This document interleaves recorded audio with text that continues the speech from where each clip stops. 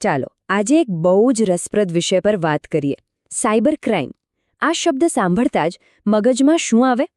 કદાચ એક અંધારા રૂમમાં બેઠેલો માથે હુડી પહેરેલો કોઈ માણસ જે કમ્પ્યુટર પર ફટાફટ ટાઈપ કરીને કોઈ મોટી બેંકની સિસ્ટમ હેક કરી રહ્યો છે, રાઈટ? પણ વાસ્તવિકતા ખરેખર આવી છે ખરી? આજના વિશ્લેષણમાં આપણે આ જ માન્યતાને તોડવાની છે. આપણે જોઈશું કે સાયબર ગુનાઓ પાછળની અસલી રમત શું છે. તો સૌથી મોટો સવાલ એ છે કે શું હેકર્સ ખરેખર આપણા ફોન કે કમ્પ્યુટર હેક કરે છે? જવાબ સાંભળીને કદાચ નવાઈ લાગશે, પણ આજના સમયના હેકર્સે પોતાનો રસ્તો સાવ બદલી નાખ્યો છે. એ લોકો હવે ડિવાઇસની સિક્યુરિટી તોડવામાં ટાઈમ વેસ્ટ નથી કરતા. એના બદલે એ સીધા માણસના મગજ સાથે જ રમત રમે છે. હા, બિલકુલ સાચું સાંભળ્યું. હેકિંગ હવે મશીનનું નહીં, માણસનું થાય છે. આ રિપોર્ટમાં એક બહુ જ ઊંડી અને સાચી વાત કહેવામાં આવી છે કે સાયબર ગુનાઓ માત્ર ટેકનોલોજીનું નહીં, પરંતુ માનવીય બેદરકારીનું પરિણામ છે. જો ટેકનોલોજી તો પોતાની રીતે કામ કરે જ છે, સિસ્ટમમાં કદાચ કોઈ જ ખામી ન હોય, પણ જ્યારે માણસ ડર, લાલચ કે ઉતાવળમાં આવીને કોઈ ભૂલ કરે છે ને, ત્યારે જ આ છેતરપિંડી પૂરી થાય છે. તો આજના આ આખા વિશ્લેષણમાં આપણે શું જોવાના છીએ? પહેલું, હેકિંગ ડિવાઇસનું નહીં, માણસનું કઈ રીતે થાય છે. બીજું, ડરનો વેપાર એટલે કે સાયબર ફ્રોડ. ત્રીજું, લાલચ અને નકલી વિશ્વાસ. ચોથું, ઉતાવળ અને ટેકનિકલ અજ્ઞાનતા.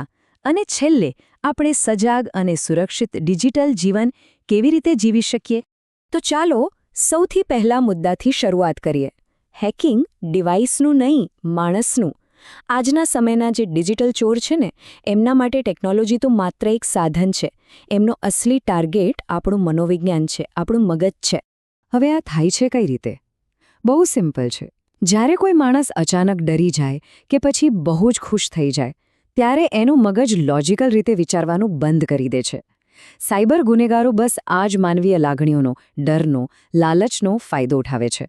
જ્યારે મગજ ભયમાં હોય ને, ત્યારે સામાન્ય સમજ આપોઆપ બાજુ પર મુકાઈ જાય છે અને બસ ત્યાં જ ગેમ ખતમ. જરા આ બે વસ્તુઓ વચ્ચેનો તફાવત સમજો.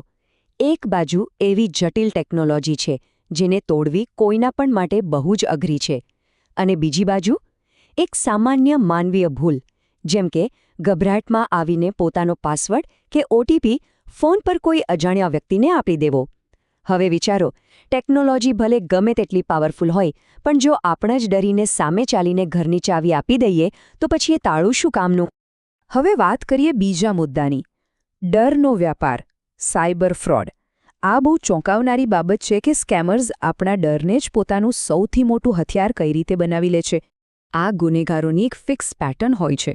ઉદાહરણ તરીકે, આજકાલ બહુ ચાલતો ડિજિટલ અરેસ્ટ સ્કેમ. આમાં પહેલા સ્ટેપમાં શું થાય? એ લોકો ફોન પર નકલી પોલીસ કે સીબીઆઈ ઓફિસર બનીને વાત કરે. બીજા સ્ટેપમાં આપણા પર કોઈ ગેરકાયદેસર કામનો આરોપ મૂકીને એવો ભય ઊભો કરે કે આપણી ધરપકડ થશે.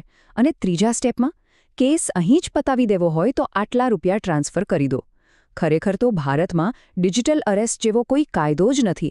છતાંય માત્ર ડરના કારણે લોકો પોતાના લાખો રૂપિયા ગુમાવી બેસે છે.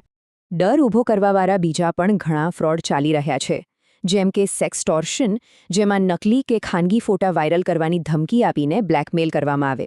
બીજું છે ફેક કસ્ટમ પાર્સલ. ફોન આવે કે તમારું વિદેશથી પાર્સલ આવ્યું છે અને એમાં ગેરકાયદેસર વસ્તુ પકડાય છે. અને અત્યારનું સૌથી ખતરનાક, એઆઈ વોઇસ ક્લોન. આમાં હેકર્સ આપણા જ કોઈ સગાનો અવાજ એઆઈથી કોપી કરીને ફોન કરે કે હું એક્સિડન્ટમાં ફસાયો છું, જલ્દી પૈસા મોકલો. આ બધામાં એક જ ટ્રીક છે, એટલો બધો ડર ઊભો કરી દો કે સામેવાળાને વિચારવાનો ટાઈમ જ ન મળે. ચાલો હવે ત્રીજા ભાગ તરફ જઈએ, લાલચ અને નકલી વિશ્વાસ. ડર પછી જો કોઈ સૌથી મોટી નબળાઈ હોય તો એ છે લાલચ. જ્યારે સહેલાઈથી પૈસા મળતા દેખાય ને, ત્યારે જોખમ દેખાતું બંધ થઈ જાય છે. આ સ્કેમર્સ બહુ ધીરજવાળા હોય છે હો. એ લોકો નકલી પ્રોફાઇલ બનાવીને ધીમે ધીમે વિશ્વાસ જીતે છે. ખાસ કરીને રોમાન્સ કે ડેટિંગ સ્કેમમાં મહિનાઓ સુધી મીઠી મીઠી વાતો કરે, એક ઇમોશનલ કનેક્શન બનાવે, અને એકવાર પૂરો વિશ્વાસ બેસી જાય એટલે અચાનક કોઈ ઇમરજન્સીનું બહાનું કાઢીને મોટી રકમ માંગે, અને પૈસા મળતા જ ગાયબ. આને કહેવાય નકલી વિશ્વાસની માયાજાળ. લાલચમાં ફસાવવાના બીજા પણ રસ્તા છે. ફેક જોબ ઓફર્સ, જેમાં ઘરે બેઠા રોજિંદી કમાણીની લાલચ આપીને પહેલા રજિસ્ટ્રેશન ફી માંગે. પછી ક્રિપ્ટો ફ્રોડ, જ્યાં રાતોરાત અમીર બનવાના અને ગેરંટીડ રિટર્નના સપના બતાવાય. અને એક નવો ટ્રેન્ડ શરૂ થયો છે, બેંક એકાઉન્ટ ભાડે આપવાનો. લોકો થોડા કમિશનની લાલચમાં પોતાનું ખાતું બીજાને વાપરવા આપી દે છે, જેનો ઉપયોગ મની લોન્ડરિંગ માટે થાય છે. અને તમને ખબર જ હશે, આવું કરવું એ બહુ મોટો કાનૂની ગુનો છે. હવે ચોથો વિભાગ જોઈએ, ઉતાવળ અને ટેકનિકલ અજ્ઞાનતા. આપણે ડર જોયો, લાલચ જોઈ, પણ ક્યારેક આપણી એક નાનકડી ઉતાવળ પણ ડિજિટલ દુનિયામાં મોટી તબાહી લાવી શકે છે. વોટ્સએપ કે એસએમએસમાં આવતી અજાણી લિંક્સ પર ક્લિક કરવું કેટલું જોખમી છે, એની કલ્પના પણ કરવી અઘરી છે. મેસેજ આવે કે તમારું બેંક એકાઉન્ટ બ્લોક થઈ ગયું છે, તરત KYC અપડેટ કરો, અને આપણે ઉતાવળમાં વેરીફાઈ કર્યા વગર જ એ લિંક પર ક્લિક કરી દઈએ. એ લિંક આપણને એક નકલી વેબસાઇટ પર લઈ જાય, જ્યાં આપણે આપણી બેંકની ડિટેલ્સ નાખીએ અને એ સીધી હેકર્સના હાથમાં પહોંચી જાય. એક ક્લિક અને બધું સાફ. હવે આ જુઓ, આ એક એવી સામાન્ય ગેરસમજ છે જેના લીધે રોજના હજારો લોકો છેતરાય છે. નિયમ બહુ સિમ્પલ છે. UPIમાં પાસવર્ડ કે પિનની જરૂર માત્ર પૈસા ચૂકવવા માટે જ પડે છે. પૈસા મેળવવા માટે ક્યારેય કોઈ પિન નાખવાનો હોતો નથી. જો કોઈ એમ કહે કે મેં તમને પૈસા મોકલ્યા છે, જરા તમારો પિન નાખીને રિસીવ કરી લો, તો તરત સમજી જવાનું કે આ ફ્રોડ છે. પૈસા લેવા માટે પિન ન જોઈએ, બસ આટલું યાદ રાખવાનું. એક બીજી ભયાનક વાસ્તવિકતા છે સ્ક્રીન શેરિંગ સ્કેમ. સ્કેમર્સ બેંકના કસ્ટમર સપોર્ટના નામે ફોન કરે અને મદદ કરવાનું કહીને એનીડેસ્ક જેવી કોઈ સ્ક્રીન શેરિંગ એપ ઇન્સ્ટોલ કરાવે. આ એપ ચાલુ થાય એટલે શું થાય ખબર છે? આપણા ફોનનો આખો કંટ્રોલ એમના હાથમાં જતો રહે. એ દૂર બેઠા બેઠા આપણી બેન્કિંગ એપ પણ ખોલી શકે અને આવતો OTP પણ વાંચી શકે. જાણે કે આપણે સામે ચાલીને ચોરને તિજોરીની ચાવી આપી દીધી હોય. તો હવે વાત કરીએ આપણા છેલ્લા અને બહુ જ અગત્યના મુદ્દાની, સજાગ અને સુરક્ષિત ડિજિટલ જીવન. અત્યાર સુધી આપણે પ્રશ્નો અને ગુનેગારોની રીતો સમજી લીધી. પણ જ્યારે આ ફ્રોડ થાય છે, ત્યારે આપણું નુકસાન ખરેખર કઈ કઈ વસ્તુઓનું થાય છે? ચાલો એ સમજીએ. સૌથી મોટો ખતરો આપણી ડિજિટલ સંપત્તિ પર હોય છે.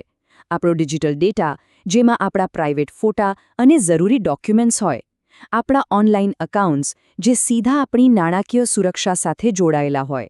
અને સૌથી અગત્યની વસ્તુ, આપણી ડિજિટલ આઇડેન્ટિટી, એટલે કે આપણી ઓળખ. જો કોઈ આપણું પેન કાર્ડ કે આધાર કાર્ડ ચોરી લે, તો એના નામે લાખોની લોન લઈ શકે અથવા નવું સિમ કાર્ડ લઈને ગુના પણ કરી શકે. આ બધું જ દાવ પર લાગેલું છે. આપણે આપણા ઘરમાં સોના, ચાંદી કે રોકડને કેવા તાળા મારીને સાચવીએ છીએ? ક્યારે ખુલ્લા મૂકીએ છીએ? ના ને? તો પછી ડિજિટલ સંપત્તિને કેમ આમ જ છોડી દેવાની? આજના સમયમાં આપણા પાસવર્ડ અને ઓનલાઈન એકાઉન્ટ્સ પણ એટલા જ કિંમતી છે. એમની સુરક્ષામાં સહેજ પણ બેદરકારી ન ચાલે, કારણ કે ડિજિટલ યુગમાં ડેટા એ જ આપણી સાચી સંપત્તિ છે. એક વાત હંમેશા યાદ રાખજો, ઇન્ટરનેટ પર આપણે જે પણ કરીએ છીએ, લાઇક, કોમેન્ટ, પોસ્ટ, એ બધું જ એક કાયમી નિશાન છોડે છે, જેને ડિજિટલ ફૂટપ્રિન્ટ કહેવાય છે. સાયબર ક્રિમિનલ્સ આ જ ફૂટપ્રિન્ટનો ઝીણવટભર્યો અભ્યાસ કરે છે. એ લોકો જુએ છે કે આપણને શું ગમે છે, આપણી નબળાઈઓ શું છે, અને પછી એ પ્રમાણે જ જાળ બિછાવે છે. એટલે ઓનલાઈન કંઈ પણ શેર કરતા પહેલાં 2 વાર વિચારવું બહુ જ જરૂરી છે. તો આ બધું સમજ્યા પછી અંતે એક બહુ જ મોટો પ્રશ્ન થાય. શું આપણા મગજનું પોઝ બટન જ આપણું સૌથી બેસ્ટ એન્ટીવાયરસ છે? બિલકુલ. જ્યારે પણ કોઈ લિંક પર ક્લિક કરવાની ઉતાવળ થાય કે કોઈને OTP આપવાની ઉતાવળ થાય, ત્યારે માત્ર એક ક્ષણ માટે પોઝ બટન દબાવો, ઊભા રહી જાઓ અને શાંતિથી વિચારો. આ એક નાનકડી આદત જ સાયબર ક્રાઇમ સામે આપણું સૌથી મોટું હથિયાર છે. ટેકનોલોજી તો બદલાતી રહેશે, પણ જો આપણું મગજ સજાગ હશે ને, તો આપણી સુરક્ષા કાયમ રહેશે. સજાગ રહો, સુરક્ષિત રહો.